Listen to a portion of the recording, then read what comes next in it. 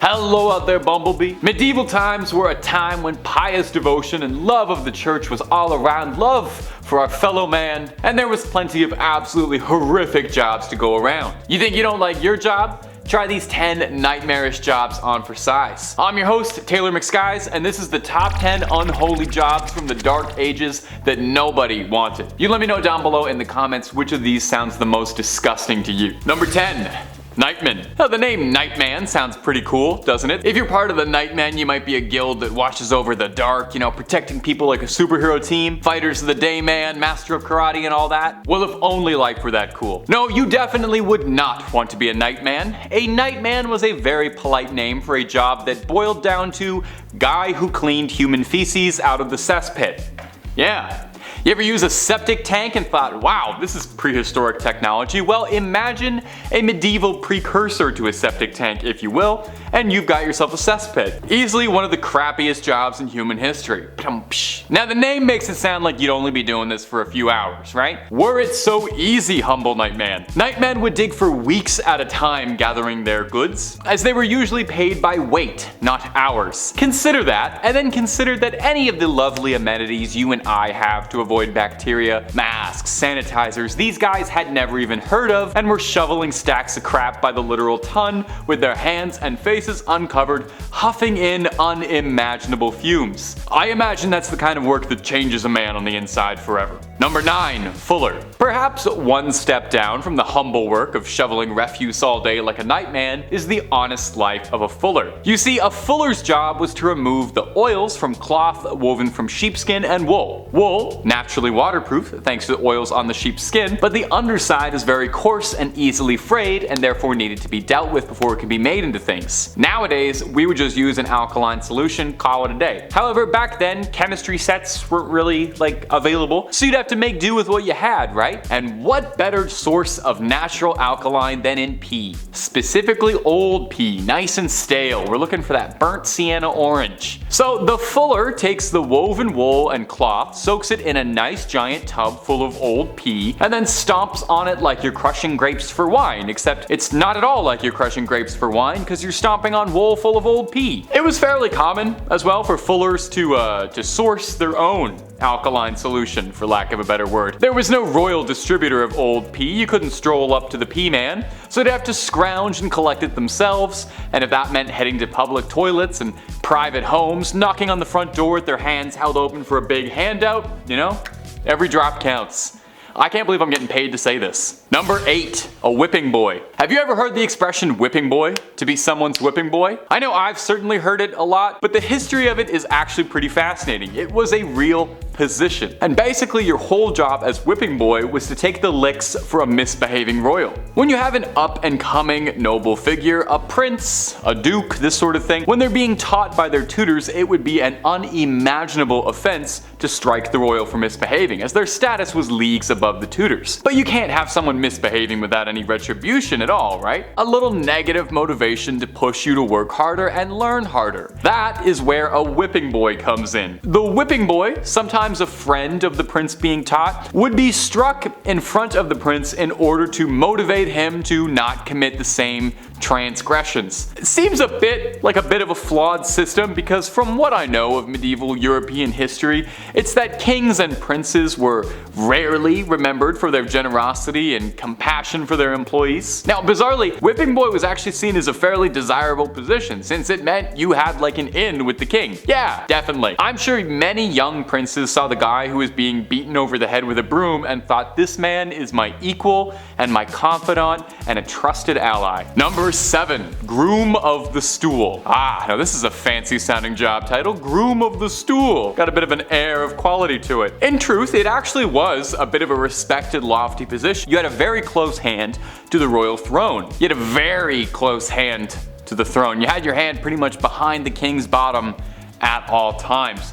The Groom of the Stool, to put it gently, was the royal wiper. You see, there's no one bigger or more important than the king, right? The king is like a god amongst common men, and no god should have to debase themselves to something as absolutely humiliating, as dehumanizing as using the bathroom by yourself. So that's where the Groom of the Stool triumphantly strides in, washcloth in hand. You were kept on retainer whenever the king felt nature's call. You were instructed to fetch the chair and take care of business. And the wipe? That's all you. That's all Groom of the Stool, baby. That's your moment to shine. And you know, a lot of grooms really got creative with this. They could show off their style, technique, wrist control. There's a lot of artistry to it that I think people realized. The Groom of the King did more than just fetching and wiping too. As the man most connected with royal stool, the groom also shared the responsibility of monitoring what was going on down there for any changes in the king's health. Heavy is the head that wears the crown, but much heavier is the hand that wipes the bottom. Number 6, catgut. Okay, in contrast to the last one that had a nice name, this one has a disgusting name, catgut. Way back when in yesteryear, they didn't have the same tools available to us now when crafting musical instruments, so they had to get creative. If you wanted to hear something beautiful on violin, you couldn't just head on down to Long and McQuaid and pick up a pack of strings. You'd need a guy willing to get his hands wrist deep in some catgut. Now, confusingly, no actual cats were involved, but plenty of sheep were. Violin strings were made of sheep's guts, and they would make the strings by twisting strands of sheep's intestines and innards together. Lovely. They'd have to be careful while butchering the animals to make sure they didn't accidentally harm any of the goods. This process would take hours at a time, from the butchering, the careful removal of the organs, and then they needed to be soaked in a wood ash solution to be clean since they were inside a sheep, and then stared at for a few hours to make sure nothing was going wrong, and then the drying process could begin. They say there is nothing more exciting than watching sheep guts dry. And then you can get your twist on, make them into violin.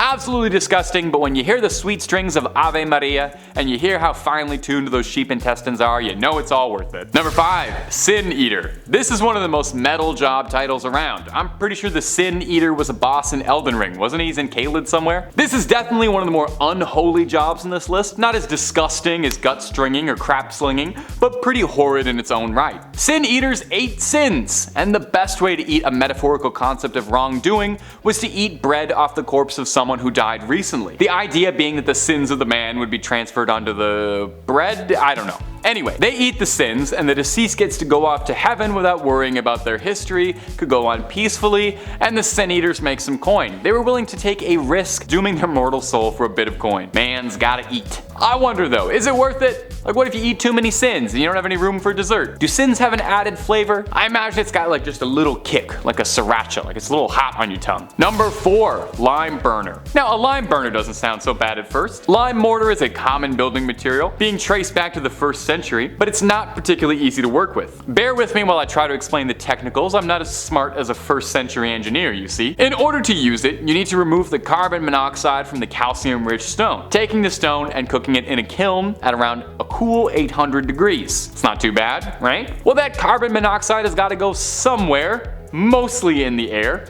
All that carbon monoxide and dust chalk would just float around in the air where you'd be taking big, heavy, deep breaths in. And I'm not sure how much you know about carbon monoxide, but it's consistently the #1 spot on Rolling Stone's magazine list of top 100 substances to not breathe in. On top of this, did you know that superheated lime mortar is violently volatile against water? Meaning that if you were to sweat in a building that was 800 degrees at any given time, it would have disastrous consequences. Be careful. Number 3, rat catcher. It doesn't sound fancy, but it's exactly what it says in the tin. You catch rats. You gotta wonder why you wouldn't just outsource this to the cat community. They're very good at this sort of thing. Rats, cute as I find them, at the time were filled to bursting with plague, disease, all kinds of grossness. Castle stockrooms were filled with grain, vegetables, and herbs, and if you're a rat, those are the things that make life worthwhile. Rats were a problem for nobility, but an even bigger issue for common folk and peasants, because if these little rats ate up what little grain you had, you would go destitute fast. But oh, come on, who can say no to their little pawsies and their little eyesies? I'm biased, I love rats. I would be a rat catcher if I could. Some rat catchers allegedly were reported to have raised their own supply of rats in order to squeak a few extra dollars out of the town. That's hilarious, by the way, love that scheme. Now, traditionally their methods would involve things like leaving out traps or poisoned herbs. That wasn't always enough though, so rat catchers would also invoke the old methods, namely magic, and try to entice rats away with spells. This often didn't work terribly well since rats are naturally resistant to magic, like everybody knows this. Number 2. Plague Bearer. The plague ravaged London and Europe, leaving behind a wake of bodies and a stack of corpses as high as your medieval eyes could see. So somebody had to deal with all of that, right? A street sweeper of sorts was needed. You remember in Monty Python and the Holy Grail when Eric Idle is going around ringing his little bell telling everyone to come bring out their dead? Hilarious, right?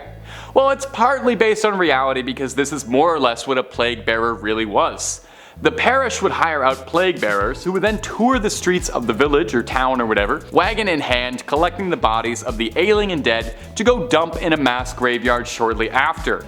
Tons of fun! They would spend their nights surrounded by dead bodies and their days in the church with the same dead bodies because according to the church's law they were required to live there to prevent spreading what they were dealing with to anyone else. This might be history's first case of social distancing. And finally, at number 1 of the jobs you don't want is executioner. We've all heard of this one, and we're probably conjuring up a pretty vivid image of a burly shirtless monster in a black hood with a big ol' axe or something, wielded by someone who can't get enough of their day job and love their passion of separating necks from heads. In actuality, medieval people weren't that psychotic, and most executioners didn't join the practice out of a love of the game, but were usually coerced into it. Some were butchers who were called to the job, some were criminals who could do the job in exchange for a reduced sentence, but most commonly, it was a family business. If your dad was the town executioner, it was very likely you would be next in line to wear the hood. Now the downsides to this job seem immediately obvious. Unless you're super into bloodshed and death, it's probably not the cheeriest job. Seems like the kind of thing you'd take home with you, you know? Kinda hard to lay loose and relax after that. But you know what's worse than the weight of taking another man's life? Social isolation. Executioners were not particularly well liked, looked down upon as outcasts, sometimes even forced to live outside of town. Well, you know what, executioner? It could be worse. You could be the Groom of the Stool, you could be a Nioghtman, so count your blessings. That's all she wrote, my gang. Thanks so much for watching. Remember this the next time you think your job's hard. Take it easy and maybe I'll see you in the next one.